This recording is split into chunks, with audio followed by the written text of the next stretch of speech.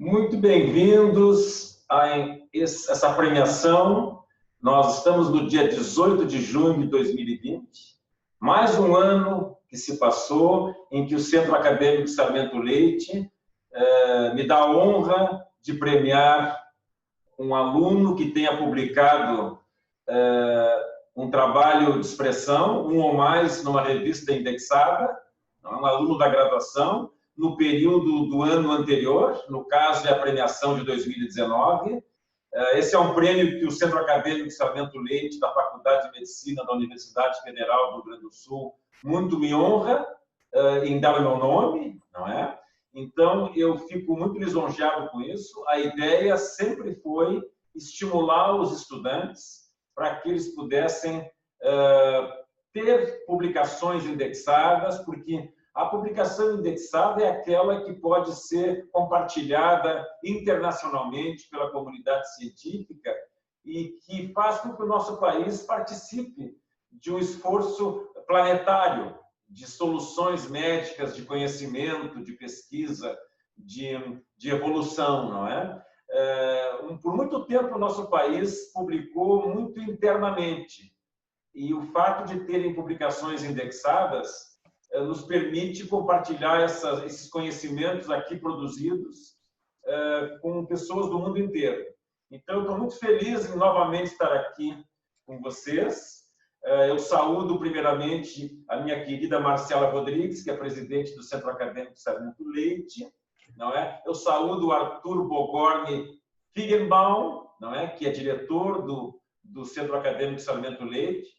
E também saúdo o Leonardo Grabinski Bottino, que é o nosso agraciado, que foi quem foi escolhido pela comissão julgadora esse ano para receber a premiação de pesquisa que leva o meu nome no ano de 2019. Essa comissão tem também o professor Rafael Roesler e o professor Mário Evangelista.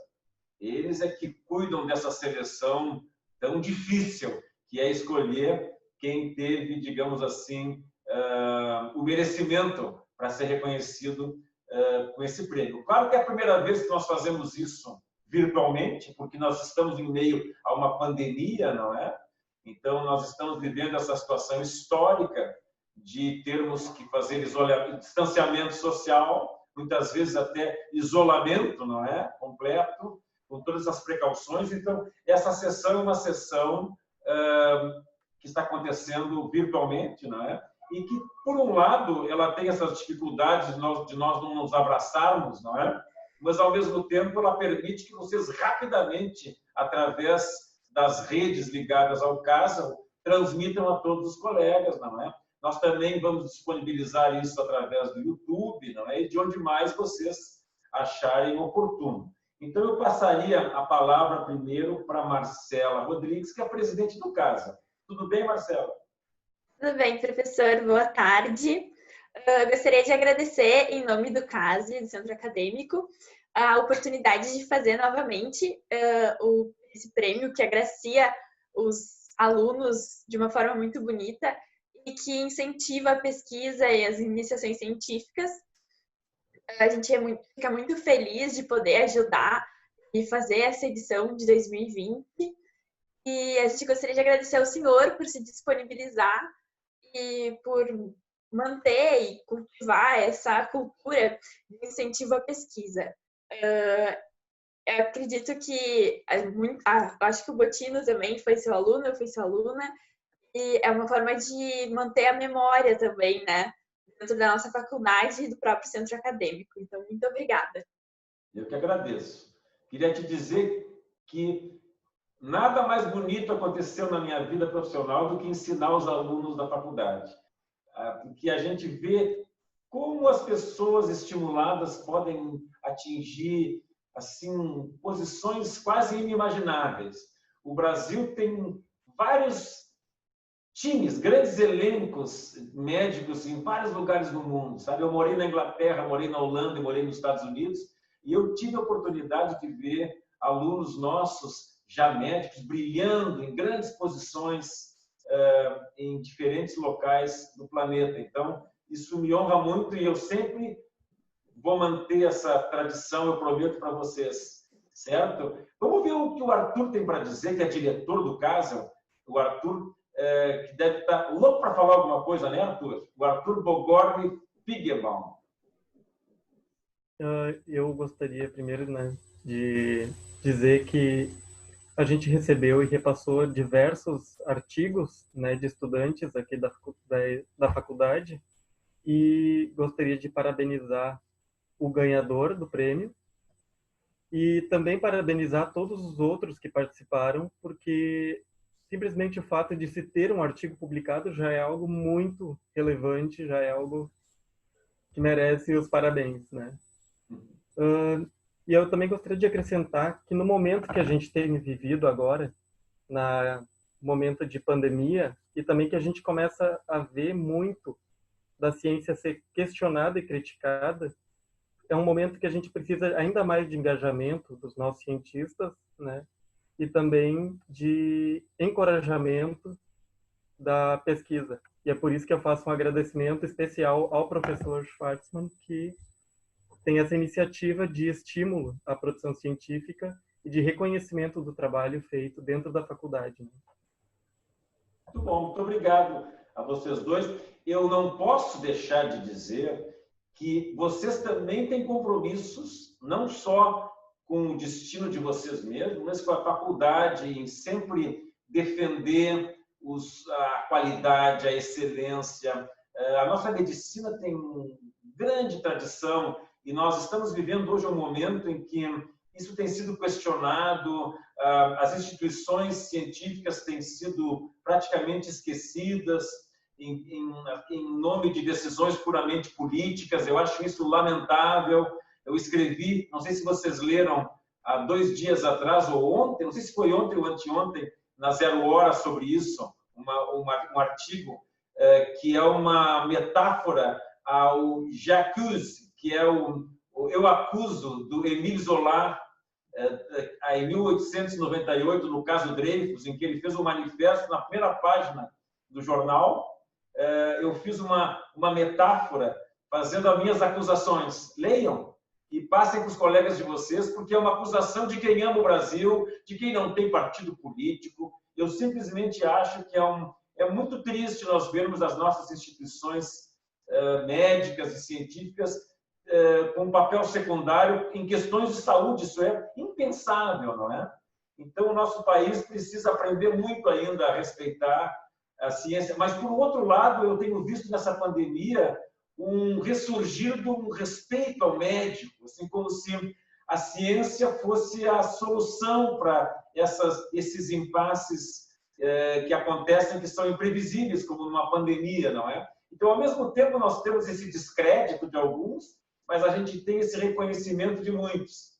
Então, isso me dá muita alegria. Outra coisa que eu quero pedir para vocês, vocês vão ter que me prometer publicamente, porque esse vídeo vocês vão colocar no site do CASEL, nós vamos colocar no YouTube, não é? Que vocês vão regar com muito carinho aquele plátano que eu plantei há uns meses atrás no jardim da parte nova do Hospital de Clínicas, que é um plátano que veio da ilha de Kos, onde a alma médica, a nossa alma mater foi criada, não é? Na Grécia. Essa muda veio para eu conseguir, ela veio até Porto Alegre, eu fiquei com ela na minha casa, eu e a minha mulher regamos essa muda de plátano por vários dias com muito carinho para ela não morrer, e eu espero que vocês não deixem faltar a água e os nutrientes necessários para que ela cresça, floresça, e daqui a uns anos os professores podem dar aula debaixo do plátano.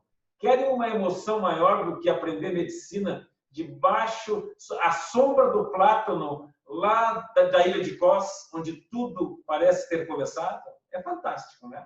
Bom, então, eu quero agradecer vocês, no caso, a Marcela e o Arthur, e dizer para o Leonardo que esse exercício de escolha é muito difícil para nós da comissão, sabe? Eu fico meio por último, deixando que os outros membros decidam, e depois eu praticamente só referendo a decisão, porque, primeiro, a gente tem que notar que o aluno realmente tem engajamento. Muitas vezes a gente faz o contato até com o orientador para saber o quanto o aluno participou, não é? E a gente tem essa noção muito clara que o Leonardo Grabinski Bottino é um rapaz muito especial.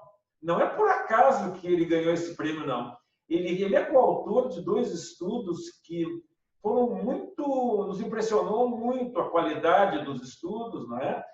Um deles é sobre hipertensão arterial, o outro é sobre diabetes mellitus, e essas doenças, não desmerecendo outras, são muito importantes no mundo, não é? Não existe fator isolado que mais mate do que hipertensão arterial no planeta Terra. Se a gente for olhar, não é? E está por trás dos AVCs, está por trás das mortes por doença no próprio coração, não é? Então, é muito importante. E diabetes é uma doença muito prevalente no planeta, muito prevalente. Então, nos impressionou muito que o Leonardo tenha sido coautor de 2 trabalhos importantes em revistas de muita relevância, que são revistas lidas e citadas, não é? Uma em hipertensão arterial e outra em diabetes tipo 2. O trabalho que foi feito sobre hipertensão é um trabalho que é do grupo do professor Flávio Dani Fultz e da professora Sandra. O Flávio tem a vida toda dele dedicada ao estudo da hipertensão, meu querido amigo, meu colega, não é? A Sandra, também eu adoro, ela é contemporânea de faculdade, tem publicações importantíssimas. São das pessoas mais citadas na nossa universidade, que vocês têm que saber isso, né? São pessoas muito, muito importantes, não é? O teu trabalho também na área de diabetes tipo 2 me impressionou muito, sabe? Eu tenho muito carinho pela professora Beatriz Chan, que também desenvolve um trabalho lindo na área de diabetes no Hospital de Clínicas. Então, foi uma escolha difícil, mas ao mesmo tempo fácil, porque no momento que foi feita a escolha, olhando para o escolhido, a gente viu que a qualidade dos trabalhos e a temática, a metodologia científica, o valor. Hoje, em medicina, a gente tem que prestar muita atenção no valor do trabalho científico, porque encontrar uma diferença estatística é a coisa mais simples do mundo. Se eu tiver uma diferença estatística numa doença em relação a outra com remédio de meia hora, se eu colocar um número suficiente de pacientes em cada lado de um estudo bem feito, eu vou encontrar essa diferença. É só eu colocar os milhares de pacientes que talvez precisem em cada braço, se essa diferença de meia hora é real, não é verdade? Só que meia hora pode não ter significado nenhum numa sociedade, porque às vezes tem os custos dos remédios, tem as toxicidades, tem o acesso. Então, a gente sempre julga num trabalho científico qual é o valor que ele tem. Valor no sentido do que ele pode produzir de benéfico para as pessoas e para a sociedade. Então, não se iludam com as armadilhas da estatística, porque a gente pode provar em estatística quase tudo que a gente quiser. O importante é o valor da informação. O que aquilo significa medicamente para a sociedade. Então, agora eu pediria para o Leonardo, como nós costumamos fazer já desde o primeiro ano em que nós temos essa premiação, o premiado faz alguns comentários sobre o seu trabalho. Então, o Leonardo poderia agora nos contar um pouco do que foi essa experiência, não só nos dados científicos, mas a experiência humana de participar de uma pesquisa científica, a emoção que dá de ser útil à humanidade, ver o teu nome num artigo, ser citado. Né, Leonardo? Bem-vindo. Obrigado, professor. Então, queria começar agradecendo ao professor Gilberto por essa oportunidade, por manter esse prêmio vinculado ao CASLI. É uma grande honra receber esse prêmio, realmente. Desde que eu iniciei a faculdade, eu olhava o CASLI postando nas redes sociais sobre esse prêmio, ficava de olho, pensava, será que algum dia eu vou ter a oportunidade? E parece que chegou, felizmente, realmente fiquei muito feliz. Chegou meu dia. Então, realmente tenho que agradecer não só ao professor Gilberto, como ao CASLI, mas também a todos os professores que me auxiliaram nessa trajetória, vários colegas de pesquisa, os alunos de doutorado, os alunos de mestrado, todos eles foram essenciais, né? Eu fui coautor desses 2 trabalhos em 2019, esse primeiro trabalho em diabetes de uma aluna de mestrado da professora Beatriz Chan, a Josiane, e o trabalho em hipertensão do aluno de doutorado, Vitor, do professor Flávio Fux. Então, realmente, eu tenho que agradecer a todas essas pessoas, que sem elas não teria como publicar esses artigos e ajudar na construção do conhecimento dessas áreas. Eu até preparei alguns slides, professor. Se eu puder compartilhar, vou compartilhar então aqui minha tela. Tá. Então, até fiz uma... Como eu sou Leonardo Bottino, sou graduando do 10º semestre, tá? E um pouco sobre a experiência de publicar. A experiência de publicar em si, ela é o ato final. É só o ato final de toda uma construção do conhecimento que é feita ao longo de muito tempo. E, por vezes, é realmente um processo longo. Eu comecei minha trajetória em iniciação científica em 2016, no final do 2º semestre de faculdade.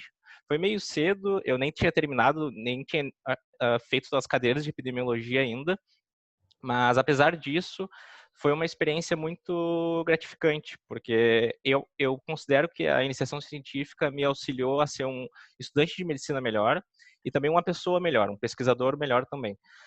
Eu acho que contribuiu para que eu adquirisse mais responsabilidades e que realmente eu encarava aquilo de forma muito séria e como um trabalho para mim. Então, acho que auxiliou a que eu adquirisse essas responsabilidades e a amadurecesse como pessoa. Então, eu comecei em 2016 e só fui publicar meu primeiro artigo em 2019, realmente. Então, vocês podem ver que tem um tempo em que os trabalhos, é o período de andamento do trabalho. Então, realmente, o ato de publicar é só o final. E também é um processo que, por vezes, se torna um pouco complicado.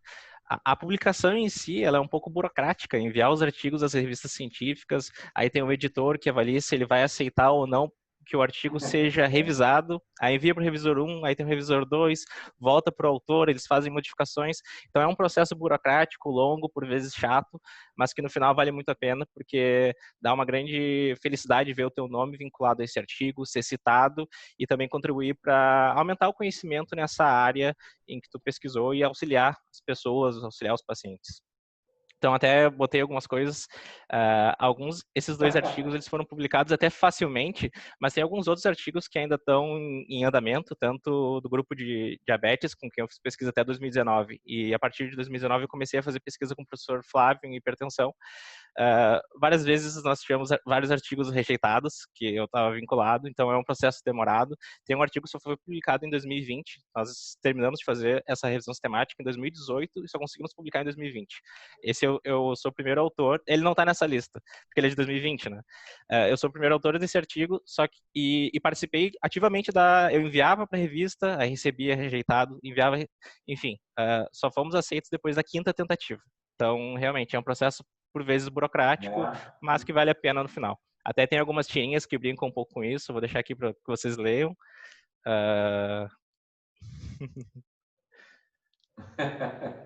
Por vezes é complicado. É isso mesmo. É mais fácil escolher a cor do dragão do que se aceita, é verdade. Do que ser aceito sem revisões. É verdade. Então, apesar disso, realmente é um processo longo, demorado, mas que vale muito a pena. E agora eu vou falar brevemente sobre os artigos em si, como foi minha participação neles.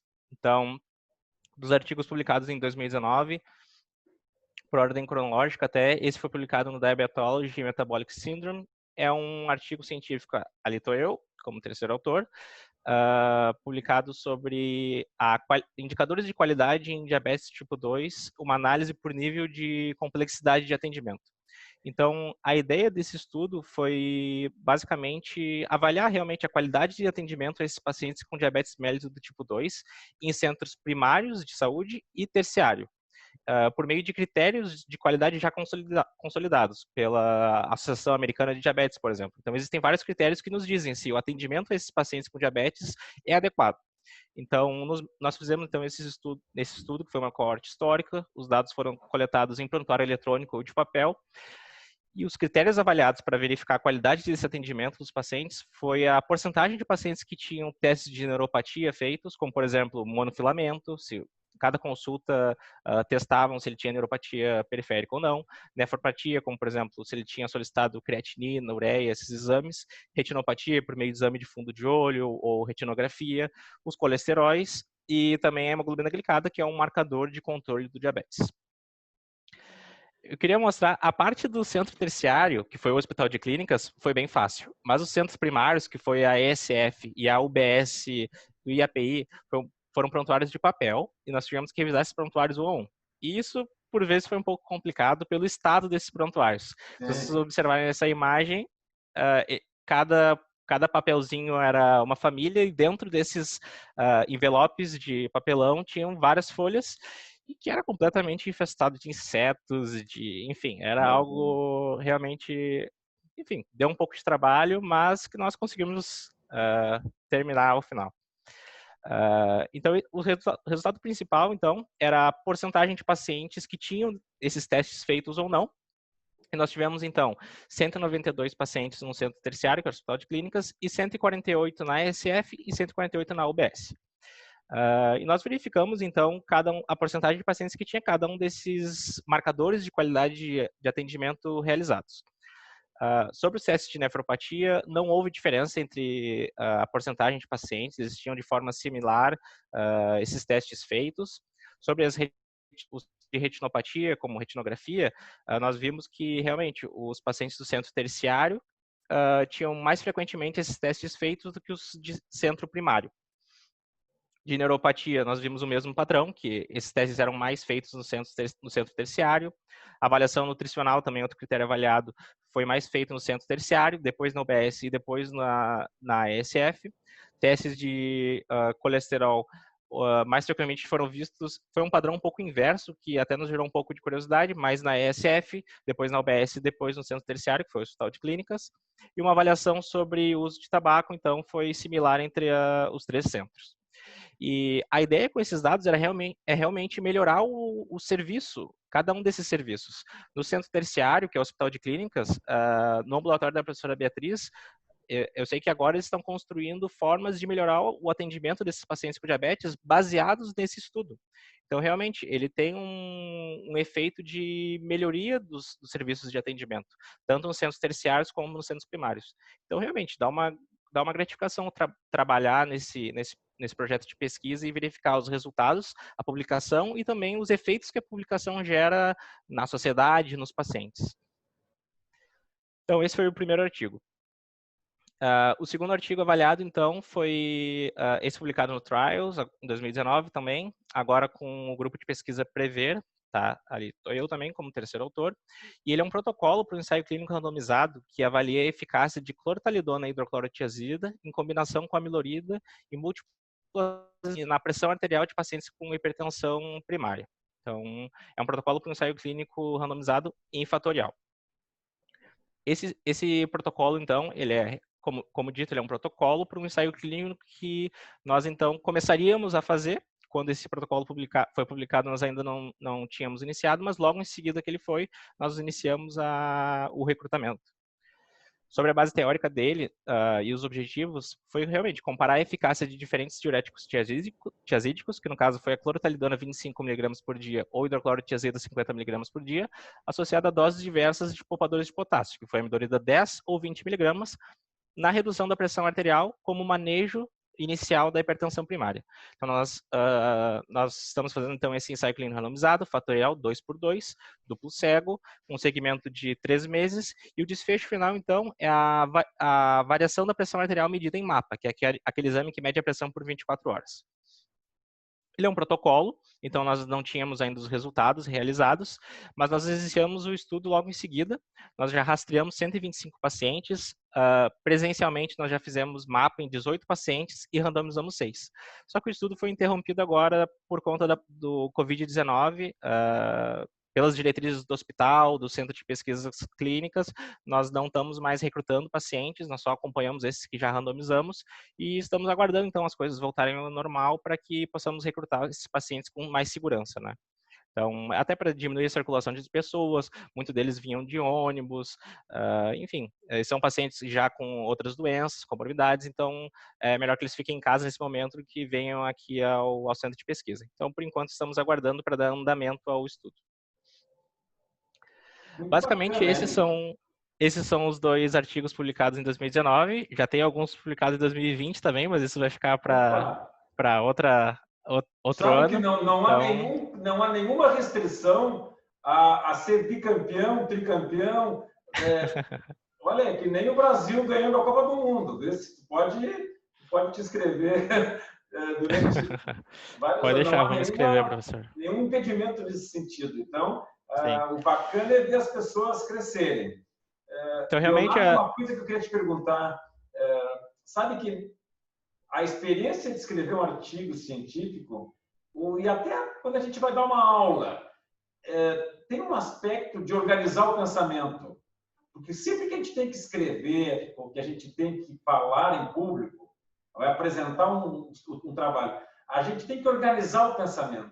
E é muito importante quando a gente trata um assunto, digamos, médico, que vocês têm um conhecimento que às vezes não está bem, digamos assim, bem estruturado dentro do cérebro, né? E o uso dessa informação paga um preço quando ele não está bem estruturado. Então, o fato de escrever, eu acho que é uma experiência belíssima, né? A palavra tem esse poder, né? A palavra tem esse poder mágico da gente dar um valor simbólico, né? Então, isso organiza o pensamento. Quando, por exemplo, tem frases que a gente às vezes fala, mas a gente não conseguiria sustentar num artigo científico que tem que fazer uma defesa daquilo que vai ficar gravado em bronze, né? Vai ficar para sempre naquele artigo. Então, essa é uma coisa importante também, né, Leonardo? A experiência da preparação, da análise dos dados, a preparação. E me diga uma coisa, do que tu viste nesses 2 artigos, como é que foi a tua experiência da revisão da literatura? Porque quando a gente olha um artigo científico, muitas vezes na introdução, ela é uma introdução pequena ou na discussão, mas tem muito trabalho de olhar o que já foi feito antes de escrever a publicação, não é mesmo, Leonardo? Porque a gente tem que revisar a literatura, tem que ser crítico, tem que cotejar os seus resultados frente aos dados da literatura. Então, todo esse embate entre a tua informação que tu quer veicular e aquilo que já existe é uma coisa muito bonita no aprendizado. Sim, professor. Essa parte de revisão de literatura antes de iniciarmos propriamente os projetos de pesquisa é algo totalmente essencial para nós verificarmos se o recurso que nós vamos gastar, como tempo, dinheiro, tudo isso, se realmente é válido, se aquele trabalho já não foi feito anteriormente, o que os trabalhos que abordam essa área já nos dizem sobre isso, para ver se realmente nosso estudo vai ter alguma utilidade, vai contribuir na construção do conhecimento sobre esse estudo.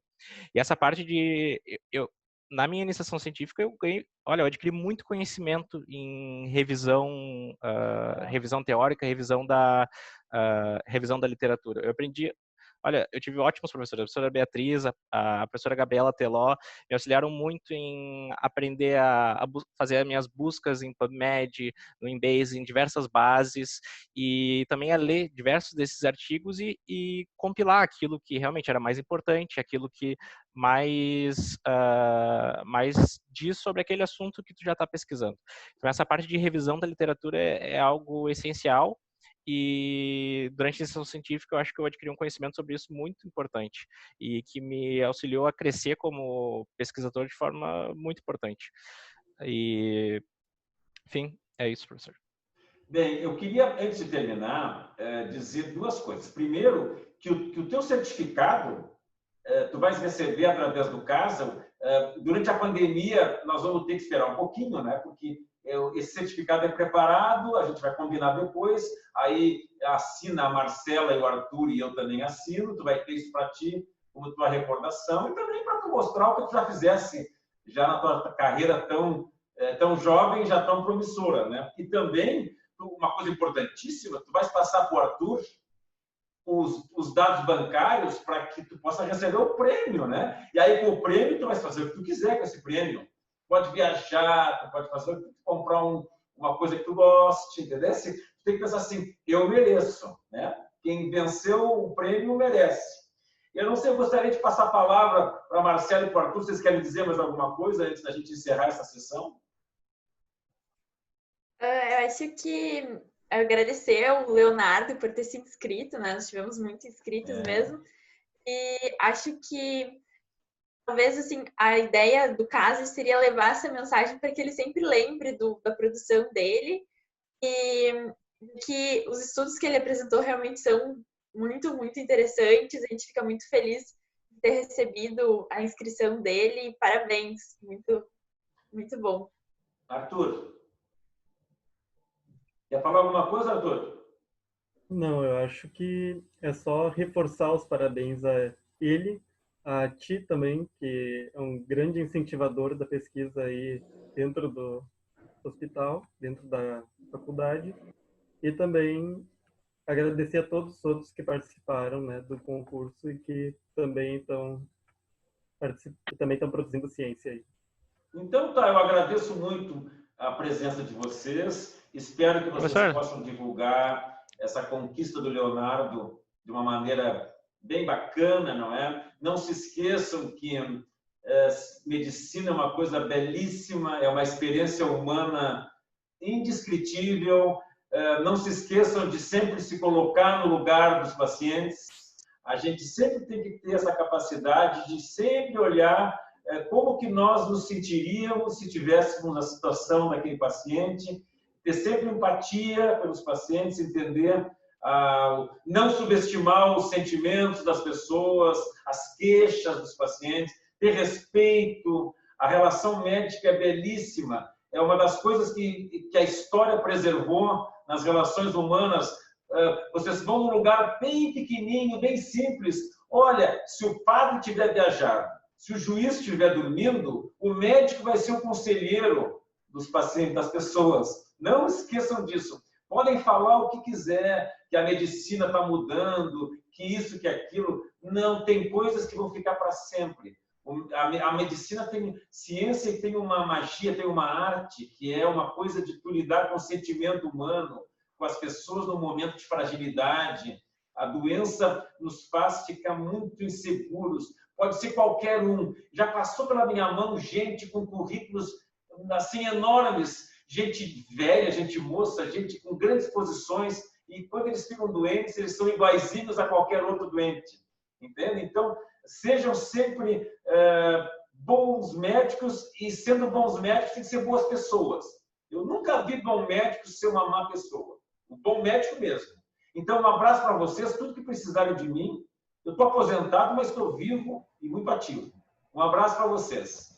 Obrigada, professor. E o caso sempre está à disposição quando o senhor quiser. Obrigado, professor. Abraço. Obrigada.